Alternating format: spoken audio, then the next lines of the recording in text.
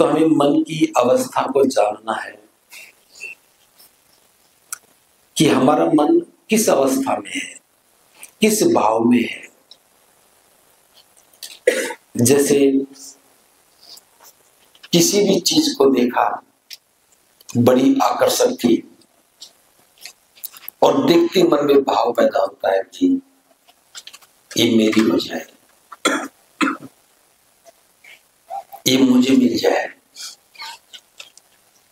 और हम लालायित हो जाते हैं।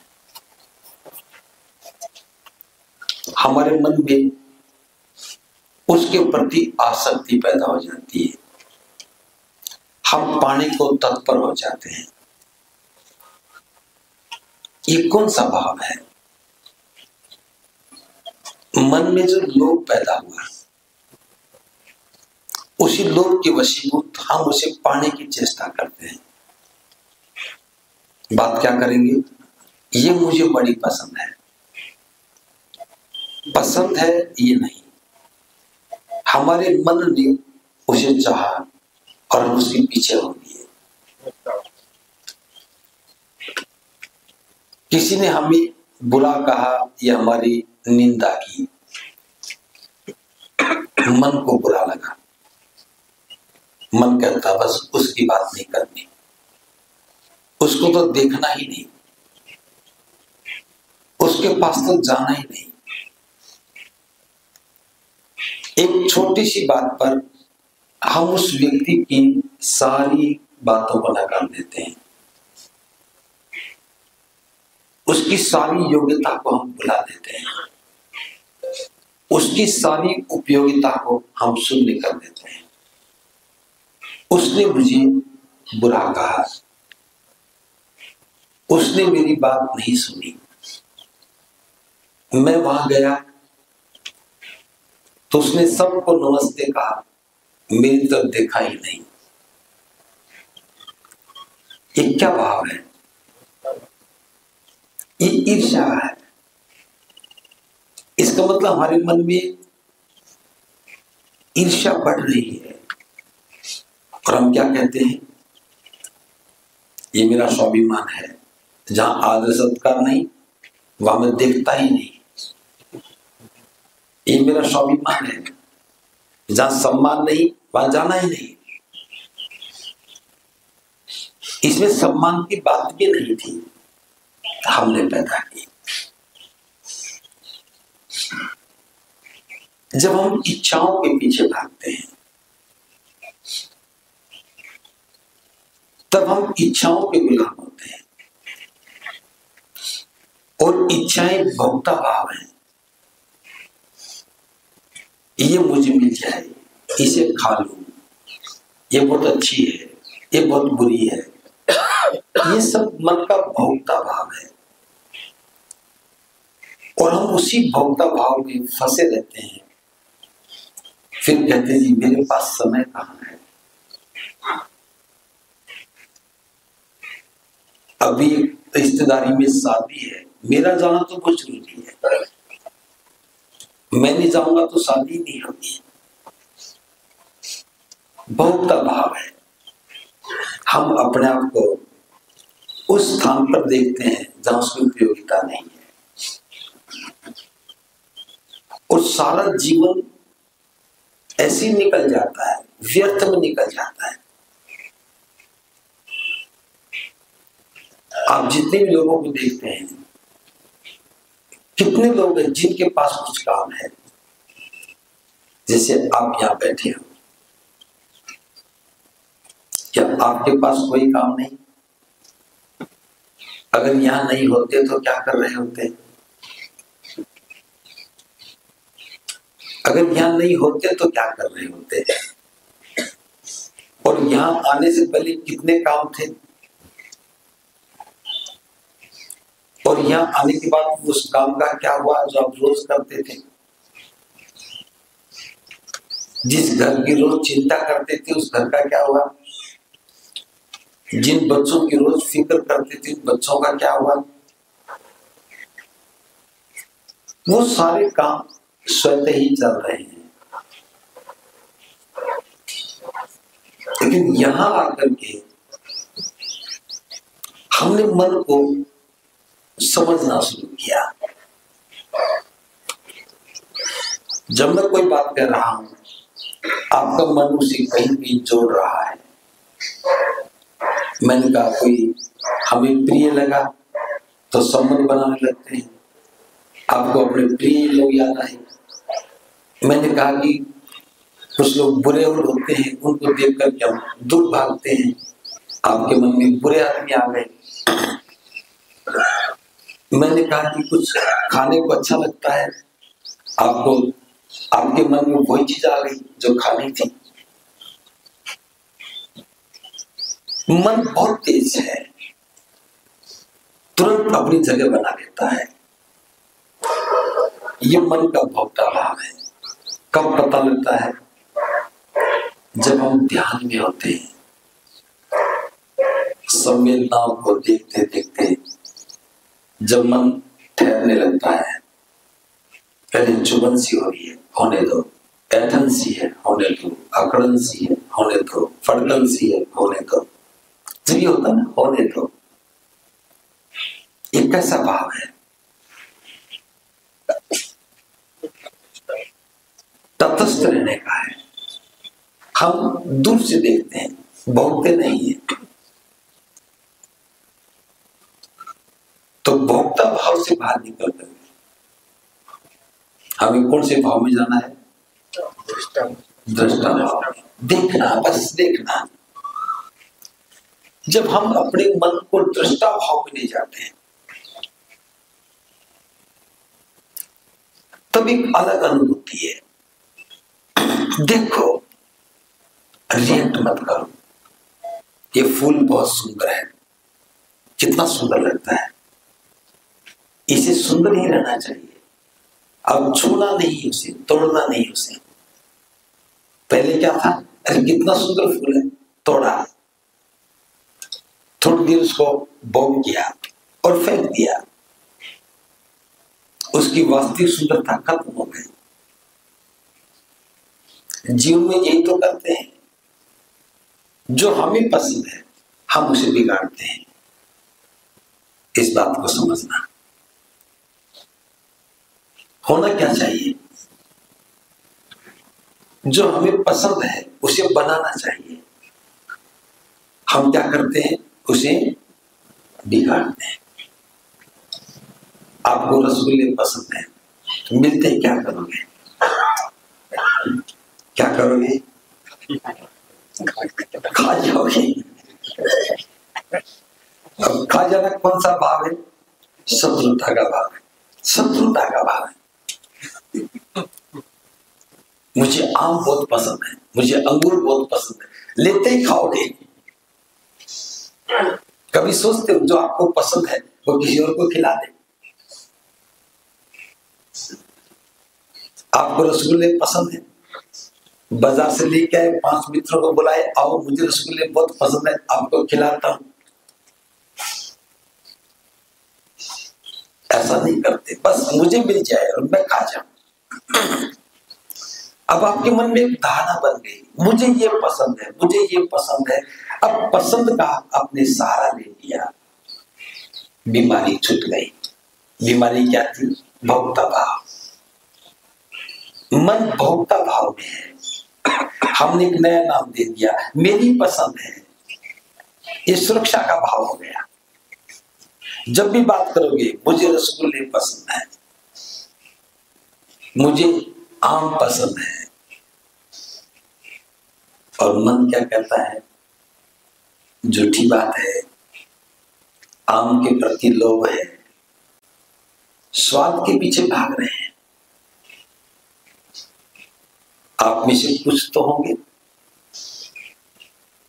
ग्रस्त जीवन में, मैं ये सब्जी नहीं खाऊंगा, मैं तो आलू नहीं खाता, ये सब्जी तो मैं पसंद ही नहीं करता। अब खाना खाने से पहले मन क्या कहता है? ढूंढो कहीं वही तो नहीं जो मैं पसंद नहीं करता। ढूंढता ना। हम मन के कितने आदि हो गए। अगर ध्यान में रहते हुए जब हम दृष्टा भाव में आते हैं, तब मन क्या कहता है, पसंद नहीं है, ये तो बंधन है, इसके पीछे भाग रहे हो, पीछे भाग रहे हो। बस भागो मत, रुक करके देखो। जब हम दृष्टा भाव का अभ्यास करने लगते हैं तब हम विकारों से बच जाते हैं। जैसे किसी ने हमारी प्रशंसा की और हम बहुत प्रफुल्लित हो गए, इसका अर्थ है कि जो हमें प्रशंसा से खुशी मिली, हमारा मन भोक्ता भाव का है, हमें प्रशंसा पसंद है। किसी ने थोड़ी सी आलोचना कर दी, हम दुखी हो गए, इसका मतलब मन भोक्ता भाव में है, उसे आलोचना स्वीकार नहीं है। एक मन की इस अवस्था हो जाए, ये अवस्था हो जाए कि किसी ने प्रशंसा की, अरे वो तो कितने अच्छे आदमी है, वो कितना अच्छा व्यक्ति है, देखो हम कुछ नहीं, हमारी प्रशंसा कर रहा है, दृष्टा भाव है, वो अच्छा है। जो प्रशंसा कर रहा है वो व्यक्ति अच्छा है, मेरी प्रशंसा कर रहा है, ये बात महत्वपूर्ण नहीं है। ये बात समझ पाए हो ना? कोई व्यक्ति मेरी प्रशंसा कर रहा है तो महत्वपूर्ण कौन है यहाँ पे, मैं या वो व्यक्ति अच्छा है क्योंकि वो किसी बात को अच्छे ढंग से देख रहा है, उसने हमारे अंदर कोई अच्छी बात देखी, उसे अच्छा समझा, तभी तो कहा। तो मन में क्या भाव आया, वो व्यक्ति कितना अच्छा है, अच्छाई को देख रहा है, और मैं प्रफुल्लित भी हो रहा हूं। क्या कर रहा हूं, उसकी अच्छाई को देख करके लगता है लोग अच्छे ही होने चाहिए, लेकिन मन में ये नहीं कि उसने मेरी प्रशंसा की इसलिए मैं उसे मित्रता करूं, वो बहुत अच्छा व्यक्ति है। नहीं, वो अच्छा है, बस ये भाव मन में आना चाहिए, उसे अपना बना लूं, ये भोक्ता भाव हो जाएगा। बात समझ में आई? उसे अच्छा बना दो, कोई बुरी बात नहीं, लेकिन मैं उसे बना लूं, मेरा मित्र बन जाए, मेरा निकटता कहा जाए, तुम समझ जाओ कि भोक्ता भाव है। किसी ने हमारी आलोचना की, अगर मन में यह आया वो तो बुरा व्यक्ति है, तो समझ जाओ भोक्ता भाव में हो, दुखी हो रहे हो, भोक्ता भाव में हो। किसी ने हमारी आलोचना की, अपने आप को देखो, उसने मेरी आलोचना की, जरूर ये अवगुण मेरा ही होगा, उसके प्रति धन्यवाद ज्ञापित करो। धन्यवाद कि आपने मेरी एक कमजोरी को उजागर किया, हमें उसके प्रति धन्यवादी होना है, उसने हमारी एक कमजोरी को उजागर किया। बस अपना एनालिसिस किया, कमजोरी को समझा, आगे बढ़े, द्वेष उत्पन्न नहीं किया, वहां संबंध नहीं बनाया, यहां संबंध बिगाड़ा नहीं। अच्छा है वो व्यक्ति, मेरे को ठीक करने के लिए कह रहा है। वो व्यक्ति कहता है तुम बड़े झूठे हो, अच्छा मैं झूठा हूं, धन्यवाद, देखो क्या मैं झूठा हूं, अगर हूं तो स्वीकार करो, अगर नहीं हूं तो उपेक्षा करो। अरे मैं झूठा नहीं था, जरूर उसको कोई गलतफहमी हुई होगी, उसने मुझे झूठा समझा, जरूर कोई गलतफहमी हुई होगी, जरूर मेरा कोई प्रयास ऐसा रहा होगा जिससे ऐसा लगा होगा। अपने को ठीक करने के लिए दृष्टा भाव ही चाहिए, लेकिन हम कौन से भाव में रहते हैं, भोक्ता भाव में, भोक्ता भाव में। और भोक्ता भाव हमेशा हमारी समझ को, हमारी सोच को बदल के रखता है। वहां तो मुझे नींद ही नहीं आएगी, गया नहीं, वहां तो मुझे नींद नहीं आएगी। अभी कुछ दिन पहले की बात है, एक व्यक्ति था, कहता था मुझे तो बाहर नींद ही नहीं आती, मुझे तो बाहर नींद ही नहीं आती, कभी भी नहीं आई। और उस दिन पता नहीं हम बहुत ज्यादा व्यस्त थे और वो वहीं हमारे बीच में ही लेट गया, सो गया। हम सारे जागरे, वो सो गए। जब उठा, मैंने कभी आज से अपनी एक बात को दुरुस्त कर लो, तुम्हें कहीं भी नींद आ सकती। अब बहन पाल के बैठा था, मुझे नींद आती नहीं, बाहर तो नींद आती नहीं। आप भी ऐसा करते हो? बहुत से लोग हैं जी, मुझे तो घर में नींद आती है, बाहर तो नींद आती नहीं। एक बार आंख खुल जाए तो फिर नींद ही नहीं आती। नहीं आती तो ना आए। कोई कहता जी मुझे एक बार आंखें खुल जाए फिर नींद नहीं आती, धन्य समझो, आपको जागने का ज्यादा समय मिला। अभी आप 15 घंटे जाग रहे हैं, 20 घंटे जागोगे। लेकिन लोग सोने की ज्यादा फिक्र करते हैं, जागने की कम करते हैं। हर व्यक्ति सोने की फिक्र ज्यादा करता है, जागने की नहीं करता है। सोना भोक्ता भाव है।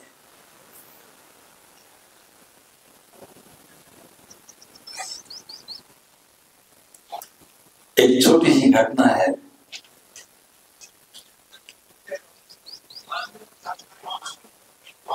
मेरे पास कोई भिक्षु आया,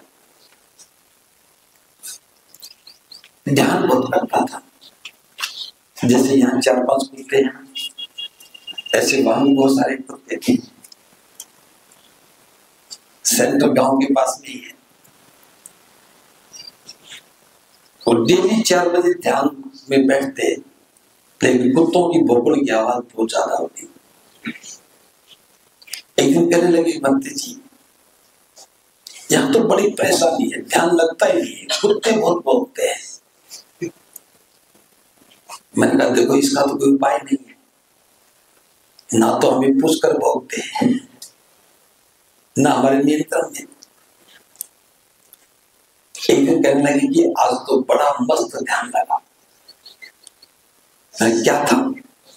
बस आज तो बैठते ध्यान लग गया, बहुत आनंद आया। उन दिनों में ध्यान नहीं करता था। मैंने पूछा कि आपको आनंद आया, ध्यान में आनंद आया? भोक्ता भाव है, ध्यान नहीं लगा, भोक्ता भाव है। ध्यान लग गया, भोक्ता भाव है। आनंद आया, भोक्ता भाव है। इस ध्यान को दोबारा से समझो। ये बात मैं आपको कह रहा हूं। बहुत से लोग ध्यान में भी भोक्ता भाव करते हैं। अरे नहीं लगा तो नहीं लगा, लगा तो लगा। कोई कर दे इसको। आप ज्यादा छेड़ोगे तो ज्यादा करेगा ये। तो ध्यान में भी अगर आप भोक्ता भाव में हो तो गलत दिशा में जा रहे हो। अधिकांश लोग ध्यान में भी गलत दिशा में जाते हैं। एक कह रहा था कल ही की बात जी, मैं 2 घंटे लगातार ध्यान करता हूँ, कोशिश करो 3 घंटे कर लो। मैं कहा भोक्ता भाव में परिपक्व हो रहे हो। ध्यान का घंटे से क्या संबंध है? आपको स्नान करना, कितने घंटे स्नान करोगे? आपको कपड़े धोने, कितने घंटे कपड़े धोगे? एक बार कपड़ा साफ हो गया, कितनी बार रगड़ोगे? मन के विकार दूर करने एक बार हो गया, साफ हो गया, मन साफ है, बस ठीक हो गया। अब उसे साफ रखने के लिए फिर धो रहे हो। भोक्ता भाव है। बस ये भाव समझ में आ जाए कि मैं भोक्ता भाव में हूं या दृष्टा भाव में। जीवन का रूपांतरण यहां से शुरू होता है कि मैं भोक्ता भाव में हूं या दृष्टा भाव में। हर व्यक्ति निरंतर भोक्ता भाव में है। जब दृष्टा भाव में परिपक्व होता है, जो मुझे पसंद है दिख रही है और मैं लालायित नहीं, जो मुझे पसंद नहीं है जो मैं देख रहा हूं उसके प्रति कोई दुराग्रह नहीं है, दृष्टा भाव है। जब व्यक्ति देखता है प्रतिक्रिया नहीं करता है, बहुत गर्मी है, पसीना आ रहा है, बेचैन नहीं है,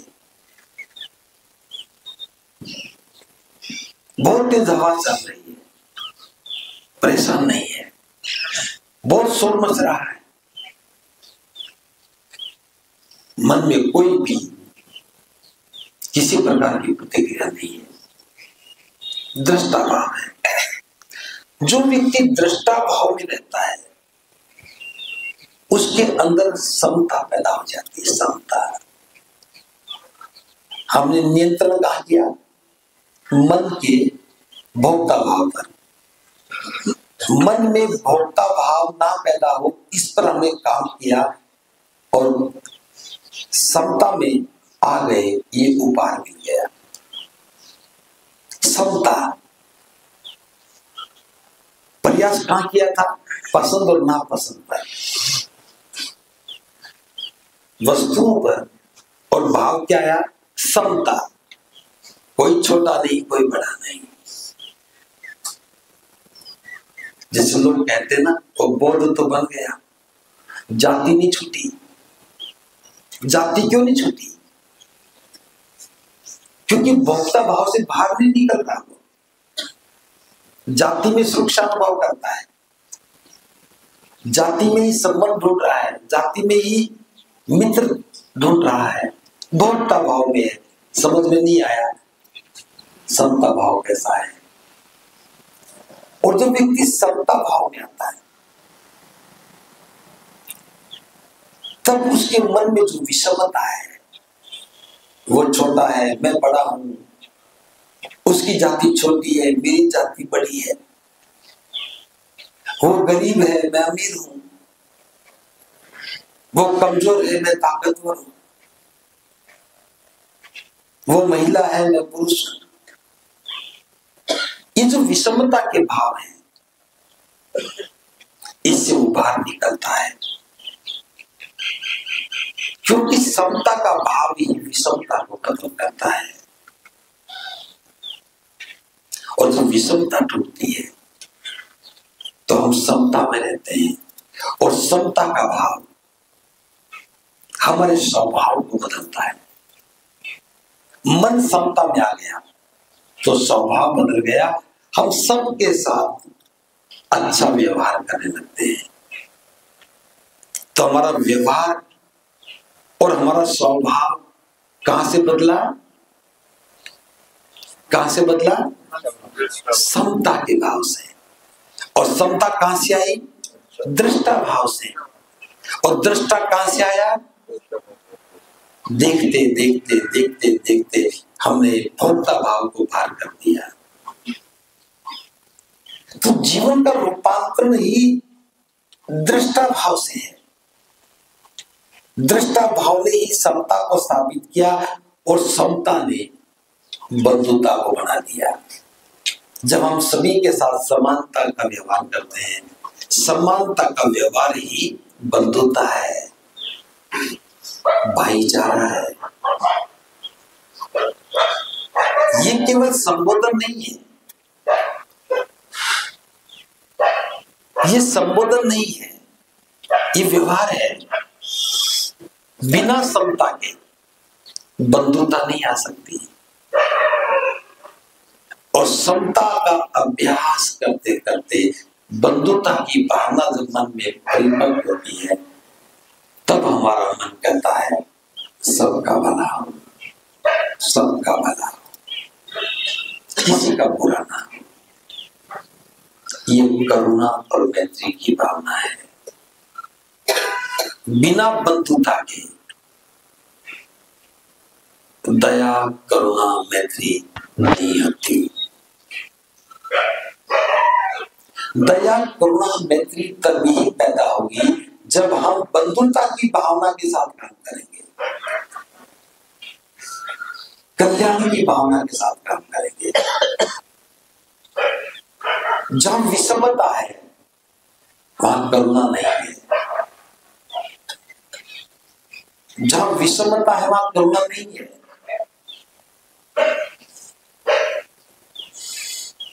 करुणा कहाँ है? जहां समता है, जहां बंधुता है। अब हम करुणा और मैत्री का अभ्यास करते हैं तो सभी लोग अपने नजर आते हैं, सभी प्रिय है, कोई अप्रिय नहीं है। परिवार के लोगों के प्रति जब हम कल्याण की भावना से काम करते हैं तो दया होती है। संपूर्ण मानवता के लिए जब हम कल्याण की भावना से काम करते हैं ये करुणा है। और समस्त प्राणियों के प्रति जब हम कल्याण की भावना से काम करते हैं तो ये मैत्री है।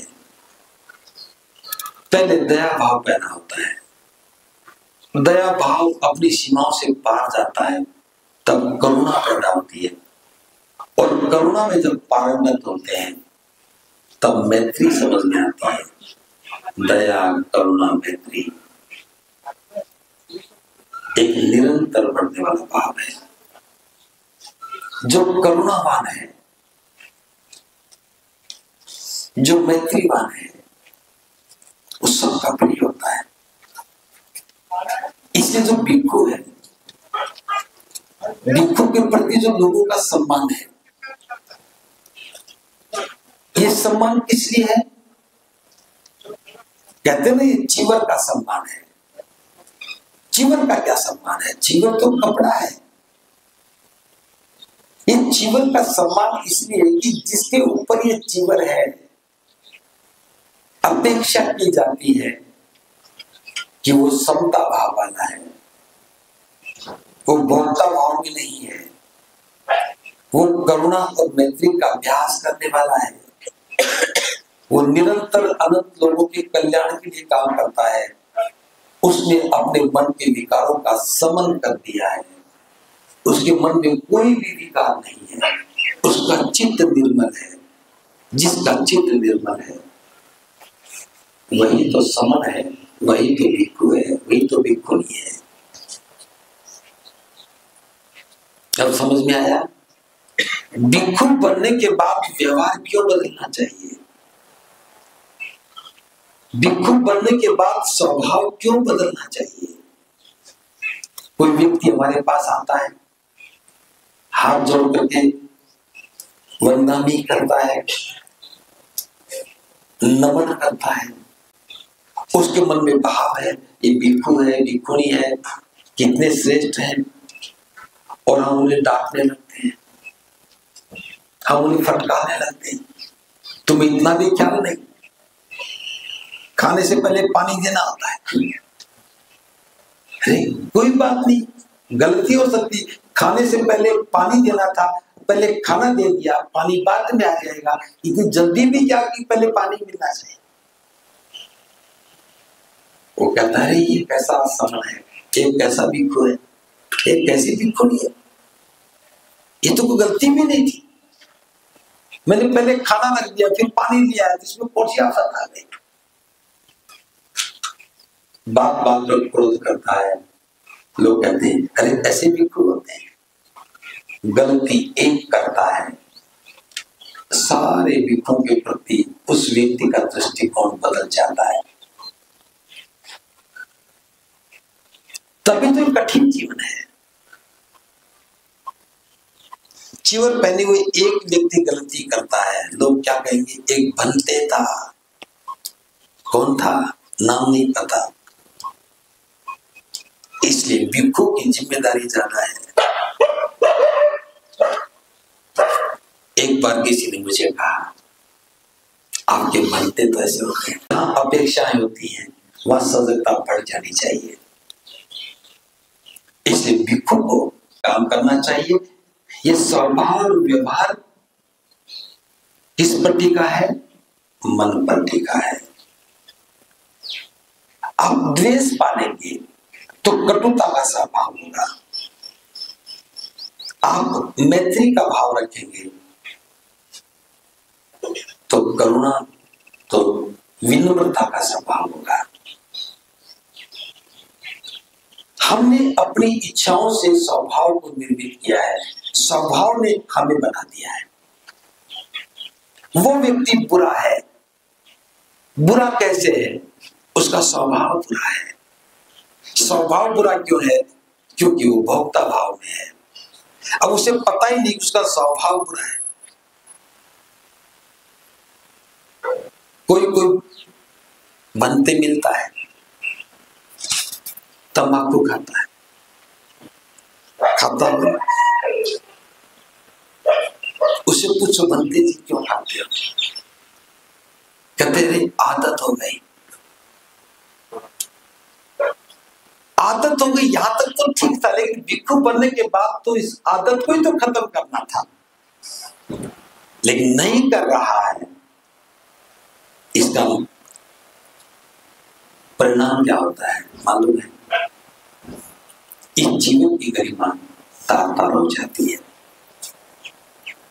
तो भिक्षु के रूप में, भिक्षुणी के रूप में कभी नहीं हो सकता कि कोई ये कहे कि ये मेरी आदत है, ये मेरा स्वभाव है। था पहले अंगुली माल था, अब वो अरहत भिक्षु है।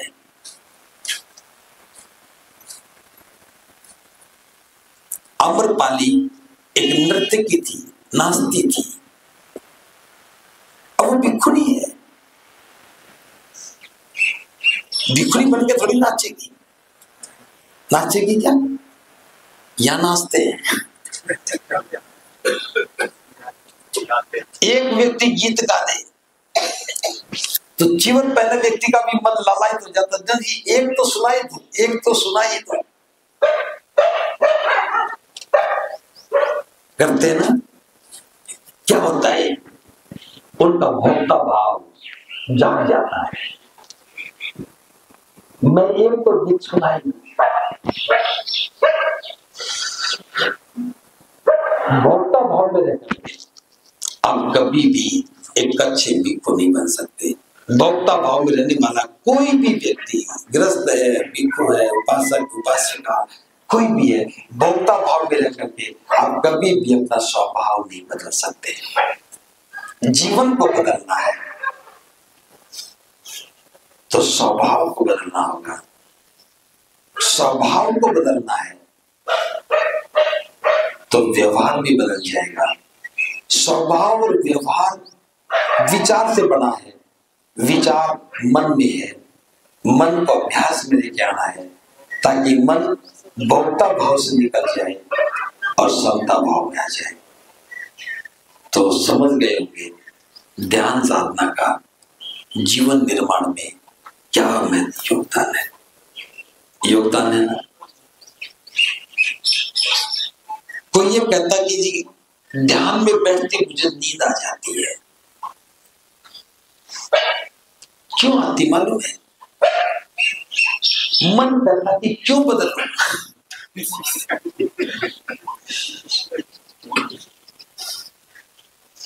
क्यों बदलूं? ये तो मेरे मन को ही बदल देंगे, ये तो मेरा मन ही बदल देंगे। सो जाओ। मन कहता नहीं बदलना तो आराम करो, आंखें बंद करते सो जाते हैं। इसका मतलब है भोक्ता भाव इतना ज्यादा मजबूत है कि उसमें कोई भाव प्रवेश ही नहीं कर सकता। जो सोते हैं उन्हें पता लग गया।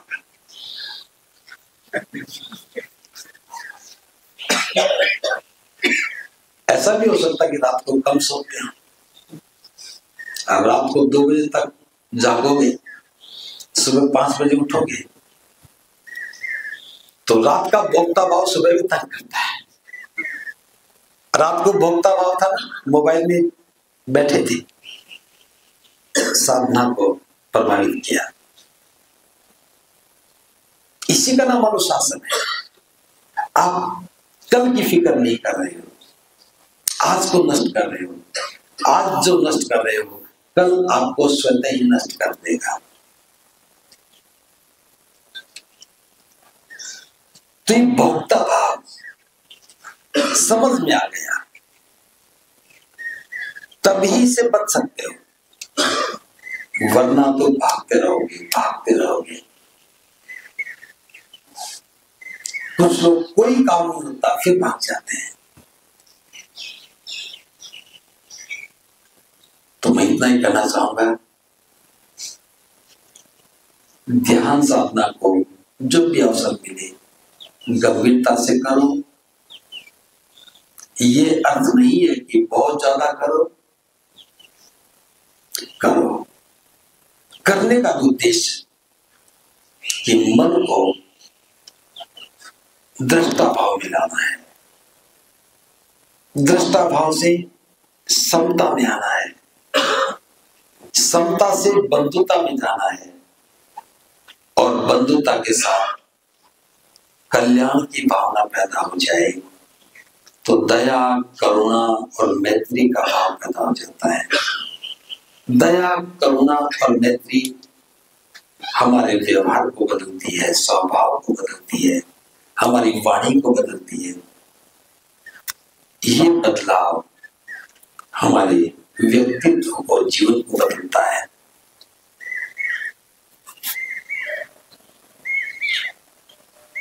इसीलिए धम्म का प्रशिक्षण बड़ा कल्याणकारी है। आपने मेरी बातों को ध्यान से सुना, हम सबका मंगल हो। भगवत